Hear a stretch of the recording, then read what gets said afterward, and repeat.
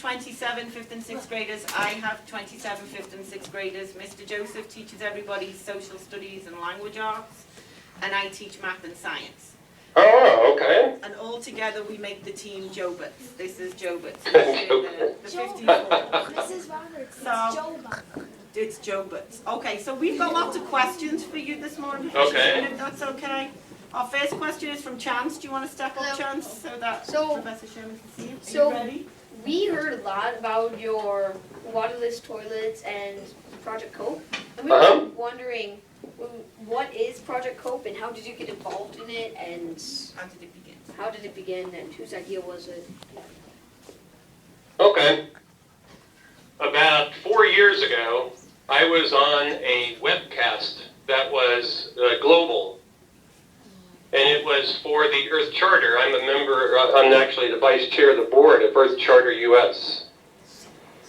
And so I asked all the people who was willing to work on a project using Earth Charter principles to eliminate poverty while preserving the environment. Because it was really clear that if everybody has to be an American to get out of poverty, it'll never happen. There's just not enough resources. So a gentleman from Zambia, Victor Fury, got a hold of me and said, I'll do it. I was kind of hoping it would be somebody from the United States, but it wasn't. Are you still there? Yeah. Oh, okay. Andrew, So, the mic. And give Josh his 2 hands probably. yeah. Cope. It's because can you hear that speaker that is close to us? Why don't you move from away from underneath? Hello? Okay. All right. Good. So, Project Cope means communities organized against poverty and for the environment. And it's a 100% Zambian project. I'm the co-director along with Victor Fury. Victor went out to a bunch of villages and asked them what they wanted or what they felt they needed. And they came up with some pretty simple ideas. One being they'd like to stop dying of really easily preventable diseases. The life expectancy in Zambia is 38. Less than 2% of their people ever make it to 60. So it's really a deadly place to live. Another thing that they wanted was some way to develop their economy. The definition of extreme poverty is less than $2 a day, and yet the people we're working with make about $1 a day. So they're half of what it takes to live in abject poverty. So we took those as our starting basis, and we began asking other people in Africa how they solved those problems. And we found people who used solar stoves and rocket stoves to reduce the reliance on wood because the smoke from their cooking fires causes a high incidence of lung disease in women and children. Waterless toilets because of contamination of drinking water. And then we actually had 2 projects with that. One was water filtration and then water purification. So we had the water purification, waterless toilets, and then the cooking stoves. So as we began to do that, they began training people. We brought in folks from around Africa to train people how to do it. And then the local villages, we were working with 2 villages at that time. Now we're working with 3. And they started applying those techniques. And now we're coming up on the end of the 2nd full year of operation.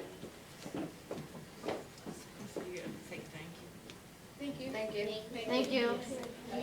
Okay, Maureen, Okay. would you like to come ask your question? Okay, yes. My question is, why did you do Zambia? Like, are you doing any other countries, or is it? Okay, we did Zambia because Victor was the only person who said he wanted to try it. So we started in Zambia, but we share our results with countries around the world. In particular, we've been working with,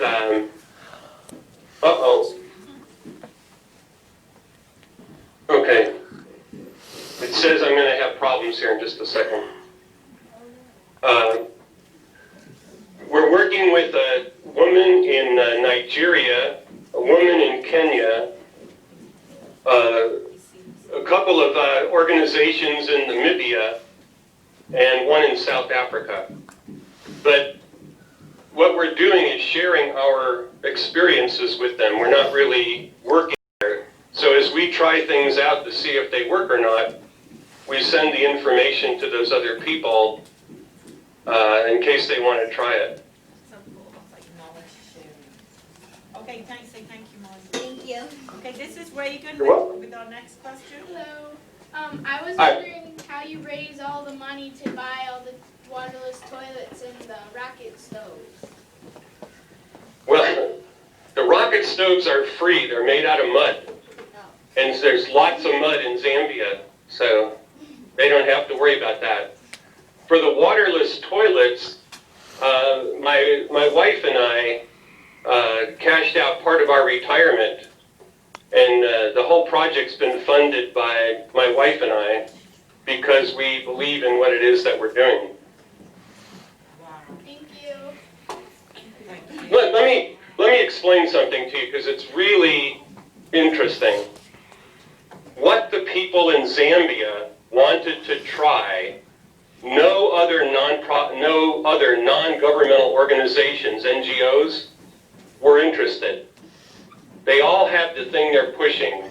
So heifers, animals, there's ones for vaccinations, but nobody wanted to do all the things in one place. So they wouldn't fund it. So the only way to fund it was to start off ourselves supporting it until we could prove that it worked. So lots of NGOs go to Africa and give people stuff, but nobody goes to Africa to help people develop their own skills so that they don't need help anymore. And that's what we were trying to do. That's really impressive. Thank you. Great character. I know, great character, great role model for girls. Meryl, you're up next. Okay, so we were wondering if you've ever been to Zambia and like made waterless toilets. Yes. We were using a type of waterless toilet called an Achi toilet, which was very expensive and labor intensive. My wife and I and some friends went to Zambia to meet the people that we were working with. And while we were there, we discovered a native Zambian who was making waterless toilets of his own design. And so we started working with him, and that's the waterless toilet that we use now. My wife and I were there for 3 weeks, and we visited the 2 villages that we're working with. Plus, we went to look at a new village that we were not working with, and we brought them into our group. So now we have 3 villages that we're working with. And let me tell you something about these villages. I mean, in America, we get spoiled with things like roads. To get to Chilapula, it's about 30 miles by paved road, and then 30 miles by a 2-lane dirt track that crosses 2 rivers that flood during the rainy season. So the village is inaccessible except by a little footbridge for about 3 or 4 months out of the year. The other village we went to was a 12-hour bus ride and then a 12-hour Jeep ride. It's on the banks of the Zambezi River, and when the Zambezi floods, the river will flood. It'll be maybe 9-10 miles wide and maybe 80-90 feet deep. And so the village is completely inaccessible for 3 months out of the year. And 1 year, the entire village washed away in the floods. So we're talking about places that are very, very remote and mostly neglected by the government. Thank you. Okay, Certainly. I think your question's partly been answered, Claire, but ask it.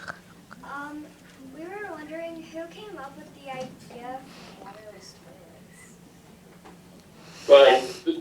But one of the problems that Zambia faces is its geography. It's on a high plateau that's part of the Rift Valley. And because it's right at the equator, well, actually just south of the equator, but it's up about 3,000 to 6,000 feet above sea level. So there's not much of a water table. So the problem is, if you don't get rid of the poop, it goes into the drinking water, because they drink mostly surface water. So the only thing so there had to be some way to keep the poop from getting into drinking water, and the best way to do that is a waterless toilet, because there's nothing to seep out or get into the water table. So that's what we were looking at. We found other places in Africa that have the same problem, which is how we discovered the idea of the waterless toilets. Can you guys move down because I can't move? Okay, our next question is from Lexi.